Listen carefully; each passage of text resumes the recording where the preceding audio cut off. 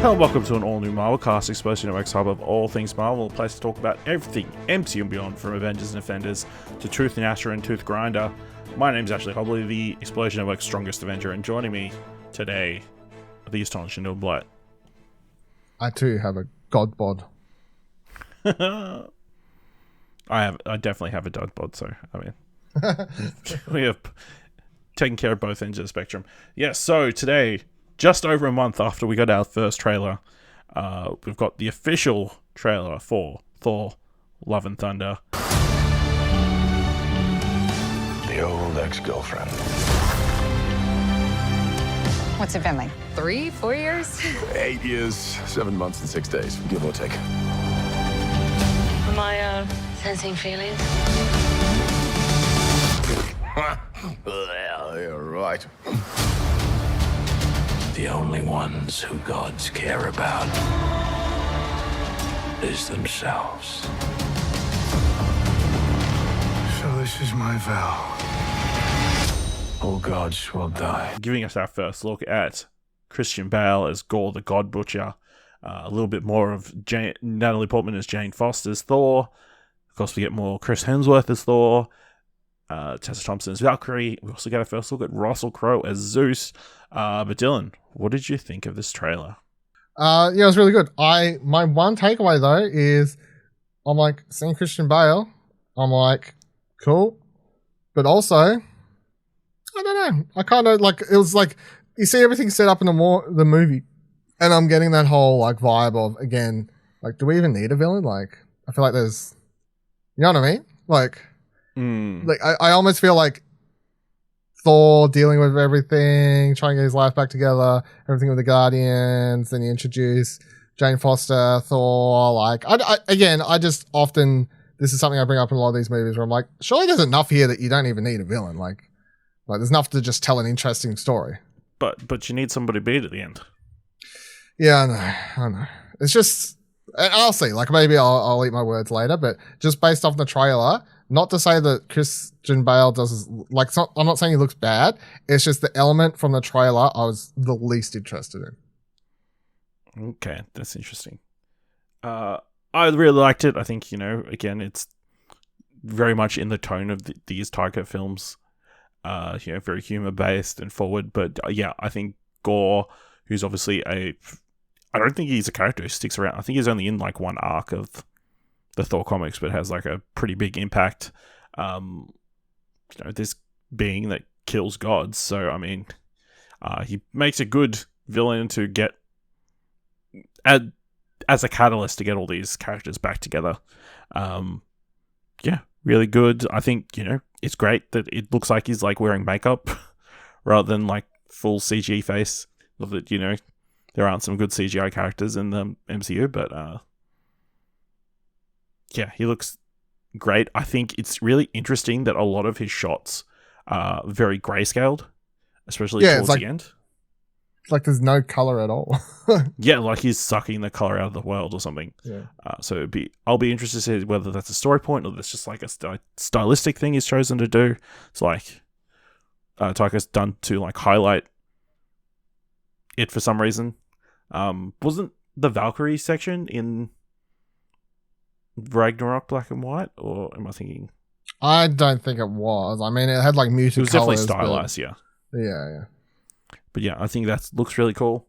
We get a bit more Natalie Portman, like I said, using Mjolnir in different ways, shooting out all the broken pieces to get out a bunch of people.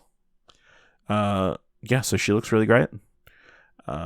We get a little bit of banter between her and Tessa Thompson as well towards the end. But definitely, we're definitely going to get lovelorn Thor.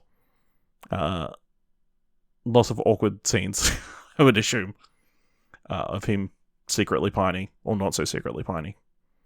I'm still trying to work out like the timeline or how much like certain people are going to be in it. Because I was thinking last time there would be a little bit of the film with the Guardians at the start, and then he chooses to leave them and does his whole get fit regime, because Natalie Portman doesn't turn up until after that.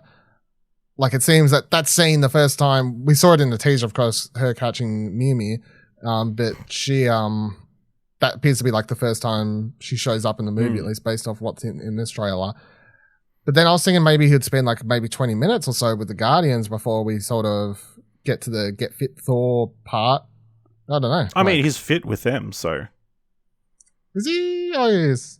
Yeah, when he's throwing his cape over them or whatever, so. Yeah.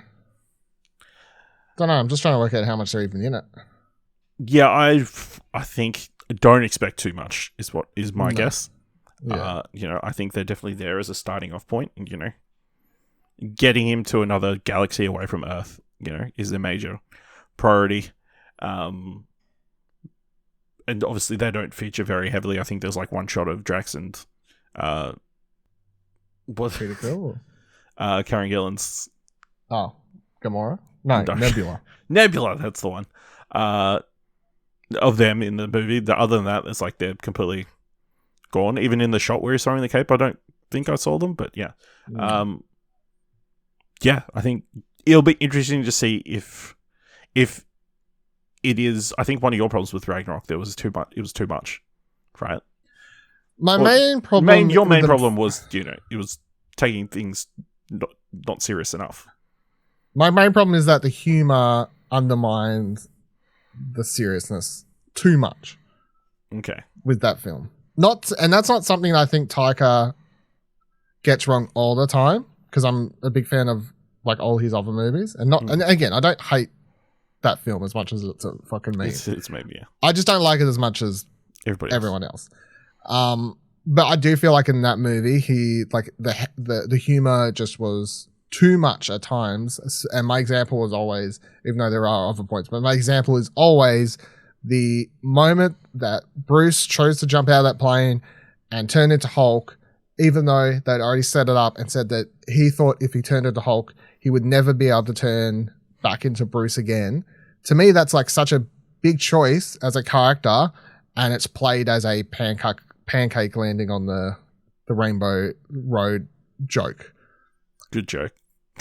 But it's such a big character moment, is it? Yes, anyway. Yeah. Looks cool. I mean, we see Gorr like destroying a planet with the sword, Necro Sword, I think it's called, from what I've seen on Twitter and stuff. Here's an interesting theory that I've seen thrown around. Is Chris Hemsworth Thor going to die at the end of this movie? Because what's his face? Taika's rock buddy. Fuck. Not having any good luck with names today. But obviously he's narrating at the start and is talking about Thor in the past tense. So, people are theorizing they're going to kill off this Thor and then, Jane's going to take over. No, don't see that happening at all, to be honest. I feel like Chris Hemsworth is going to play this character until he's dead. Until he can't. Yeah. I feel like he's the Hugh Jackman of the MCU. I mean, I'm on board for that, Give us Old Man Thor, We've seen it, King Thor, in the comics and that kind of stuff. We could still have like a run where they're both Thor. Yeah, I don't think there's any reason. The Thors. Korg, by the way. Korg. I was searching. I don't see any reason to kill him off solely because you've introduced Jane as Thor, the Mighty Thor. That's it. You just call one the Mighty Thor and the other one's Thor. Done. Problem solved. I mean, it really is that simple. Yeah. Russell Crowe as Zeus. We only get a brief glimpse of him. Setting up a nudity joke. I didn't know that was one of Zeus's powers, like removing people's clothes. Flick clothes off. You flick too hard. That's what she said. But yeah, he's definitely going with a choice with that accent.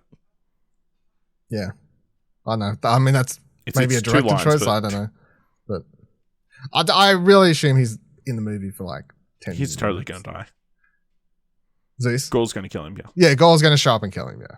Because, I mean, the fight between Valkyrie and Gorr, like, she's holding that lightning bolt thing that we know. Well, they need him to kill a god. So, yeah. Like, a god that we know, not just... Yeah, not a random person. and you have like a relevant actor like Russell Crowe show up and play Zeus, then you kill him. It's fun. Good times. Yep. Anything else you feel like we need to discuss from this trailer? No, it's out in a month basically. Yeah. Crazy. No more trailers, right? I'd assume that's it. That's all Marvel does now, right? They do a teaser, they do a trailer, they do maybe a TV spot thing. I mean, they do a final trailer where they spoil the entire thing, like right before the movie comes out, yeah. And then they release one a month after it's out that shows bigger moments that they may have been keeping secret for the actual movie. Yeah. And then, that's about it. I mean, it is crazy that, like, we're, just over a month away from the film that we've only seen. Yeah. Only in the past month and a bit we've seen footage. I don't think we'll see anything else. I think that's it. Absolutely. Let us know what you thought of the official trailer for Thor Love and Thunder by going to explosioner.com/Twitter or jump into our Discord at explosioner.com/Discord. If you want to help us out here at All New Marvelcast, the #1 Australian-made MCU podcast, leave us a review on Apple Podcasts, on Podchaser, or tell people about the show, or leave us 5 stars. Anywhere you can leave us 5 stars.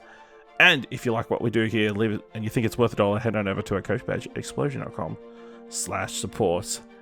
The next Marvelcast that we will record, I'm almost certain, will be for the debut episode of Ms. Marvel coming out on the 9th of June. So be sure to watch that and join us next time for another all-new Marvelcast. Unless they drops a trailer for something else. I was about to say, I don't know why you keep saying. I mean, because that's the outro. That's how the outro works.